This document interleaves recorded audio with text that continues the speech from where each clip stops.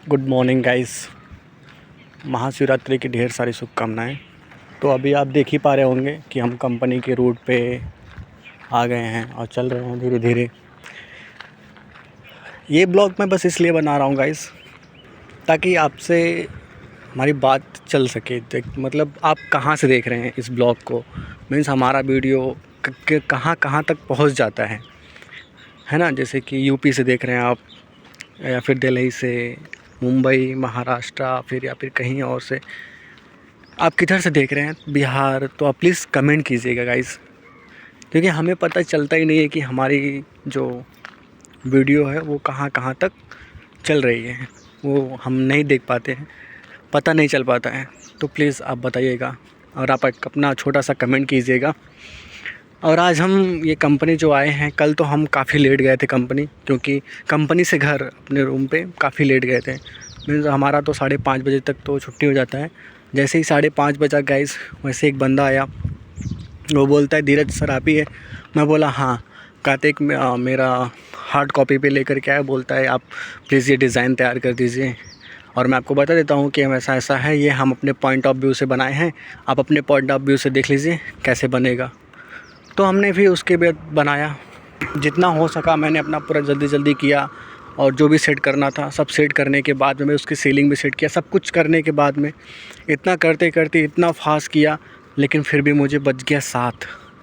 फिर जब मुझे निकलते निकलते वहाँ से 7:10 7:20 ऐसे ही कुछ हो रहा था टाइम।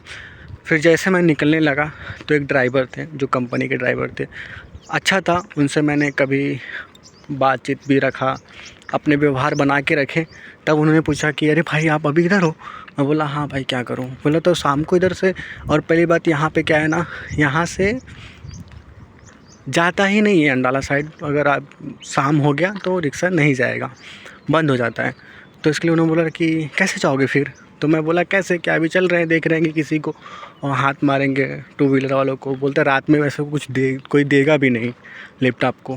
चलो चलो मैं उधर से पिकअप लेके जा रहा हूँ। और वो कंपनी का कुछ मटेरियल लिए थे, वो उधर से जा रहे थे। वो बोले क्या कि आप बैठ जाओ, मैं आपको छोड़ देता हूँ।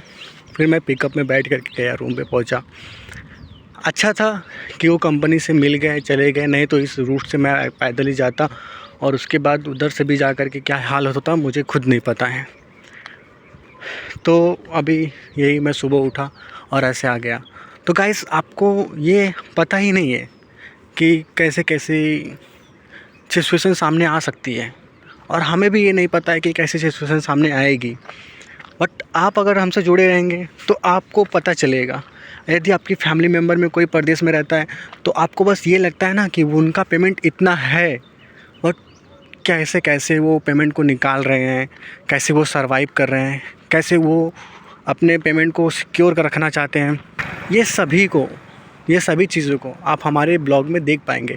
अब पेमेंट सिक्योर करने का क्या है वो मैं आपको बता देता हूँ। जैसे हमारी कंपनी ने, जब हमने पहली बार आया था तो उन्होंने बोला कि आपको ट्रैवलिंग जो चार्ज रहेगा वो हम पर डे का 35 रुपीज़ आपको मिलेगा।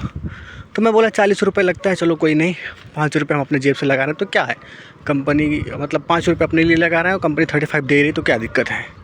तो फिर जब हमारा मंथ ख़त्म हो गया, ठीक है ना, उन्होंने मुझे 1 रुपये भी नहीं दिया, अभी तक 1 रुपये भी नहीं दिया कि आपका ट्रैवलिंग चार्ज है, ऐसा है। उन्होंने सबको दे दिया है। और जो क्या ही बताएं, एचआर वगैरह जो भी है, उन लोगों को खुद समझना चाहिए कि अगर मंथली का आपका पेमेंट हो चुका है, कैश में है या फिर ऑनलाइन है, दे देना चाहिए। बट हम जाके मांगेंगे हमारा पेमेंट तो वो देंगे, हम यहाँ पे भीख मांगने के लिए आए हैं। आप एक बार सोचिए, पॉइंट ऑफ व्यू से देखिए। मतलब आप मंथली कंप्लीट हो चुका है तो आप प्लीज़, अगर आपको वैसे तो आप ऑनलाइन तो दे नहीं रहे कि अकाउंट में दे देंगे, तो अगर आपको कैश ही देना तो प्लीज़ आप एक बार बुलाइए ना कि आपका क्या पेमेंट है, ले लीजिए अपना। तो हमने जाके बोला कि हमारा पेमेंट, तो बोल रहे हाँ ठीक है ले लेना, अभी शाम तक ले लेना। तो मैंने शाम तक उसको बाद पेमेंट लिया अपना जो भी था। उसमें पेमेंट भी कम मिला और ट्रैवलिंग चार्ज भी नहीं मिला। और आज हकीकत में बता रहा हूँ कि आज हमारे जेब में सिर्फ एक 10 रुपये का सिक्का है, और मुझे आने और जाने का टोटल जो चार्ज रहता है 20-40 रुपये रहता है। एक बार आने के लिए 20 रुपये, जाने के लिए 20 रुपये, 40 रुपये चार्ज है। और मैं ऐसे ही आया हूँ। आप सोच सकते हैं ना कि कैसे मतलब चल रहा है ये समय,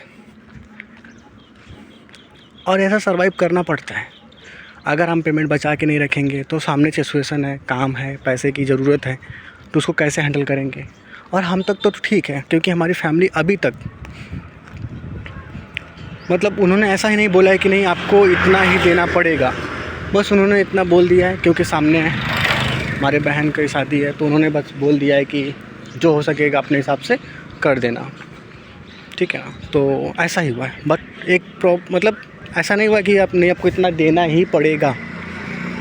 हद तक तो यहाँ तक तो ठीक ही था ना, बट जिसके फैमिली मेम्बर मैंने बोल दिया कि 10,000 से 20,000 रुपये आपको देना ही पड़ेगा, तो उनका क्या हाल होगा, वो कैसे अपना सिक्योर करते होंगे।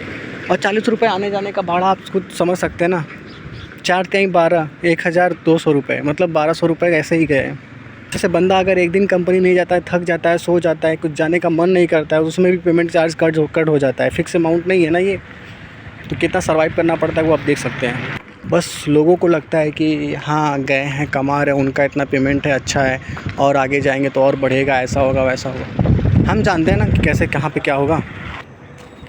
हमारी किस्मत अच्छी थी, हम हद तक कुछ ठीक थे, ताकि हम जो ऑफिस लाइनिंग ज्वाइन किए, हमने भी कई बार वर्कर लाइन में हमने भी काम किया है, और काम करके मुझे पता चला है कि कितने हार्ड होती है। 12 घंटे की ड्यूटी, उसके बाद जाकर के रूम पे खाना पीना बनाना, सब कुछ करना, मैनेज करना बहुत ही ख़राब होता है। बहुत ही मतलब ऐसी ज़िंदगी लगती है कि मैं क्या कर रहा हूँ, बस सुबह कंपनी शाम को कंपनी, ऐसा क्या चल रहा है हमारी लाइफ में, कुछ सुधरेगा भी नहीं। और लोगों का कहना भी होता है कि नौकरी से कभी कुछ नहीं होता है। तो ठीक है गाइज़, तो हम अपने ब्लॉग को अभी एंड करना चाहेंगे, क्योंकि अभी मैं आ गया हूँ अपने ऑफ़िस पे। और ये हम अपने ऑफ़िस में जब गए थे तो वहाँ पे 2 लोग बैठे थे, तो मैं ब्लॉग नहीं वहाँ पे शूट कर पाया, क्योंकि मैं नहीं चाहता था कि अभी हमें कोई कंपनी में जाने कि मैं अभी से ब्लॉग शूट कर रहा हूँ। जब मैं फेस रिलीज़ करूँगा ताकि तब कोई जानेगा तो सही रहेगा। और आप ही मेरी जल्दी देख पाएंगे, मैं फेस रिलीज़ करने वाला हूँ। ओके गाइज़, तो प्लीज़ आप हमें सपोर्ट करें और आप हमें कमेंट कीजिएगा कि आप कहाँ से देख रहे हैं, और आप देख पाएंगे कि हम किस बैकग्राउंड में रह रहे हैं। और अगर खाना एक दिन नहीं बना के आप आते हैं तो फिर कैसे आप गुजारना पड़ता है।